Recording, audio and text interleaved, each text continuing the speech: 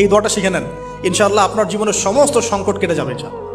আমি নিজেও এই দোয়াটা বেশি বেশি করার চেষ্টা করি। দোয়াটা হচ্ছে, মুসা আলাইহিস সালাম একটা গাছের নিচে হেলান দিয়ে বসলেন, বসে দেখলেন দুজন মেয়ে দাঁড়িয়ে আছে দূরে, পানি নিতে পারছে না, লোকজন পানি নিয়ে যাচ্ছে, ওরা দাঁড়িয়ে আছে বেচারি।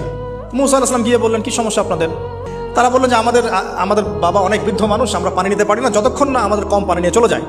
মুসা আলাইহিস সালাম একটু বললাম না, ফিজিক্যালি খুব স্ট্রং ছিলেন, থাকে না বডি বিল্ডার, সামনে গিয়ে কথা বলে সরো পানি দিতে দাও, তখন মানুষ একটু মূল্যায়ন করে না।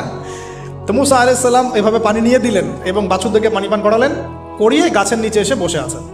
বসে বসে তিনি দোয়া করছেন, এই যে দোয়াটা তিনি দোয়া করছেন, রব্বি, একটা নেক কাজ করলেন, নেক কাজ করলেন না, মানুষের উপকার করলেন, নেক কাজ করে এসে গাছের নিচে বসে দোয়া করছেন, আল্লাহ এখানে তো আমার খাবার পানি বাসস্থান কিছুই নাই, আমি কি করব? রব্বি ইন্নি লিমা আনজালতা ইলাইয়া মিন খায়রিন ফাকির, রব্বি ইন্নি লিমা আনজালতা ইলাইয়া মিন খায়রিন ফাকির।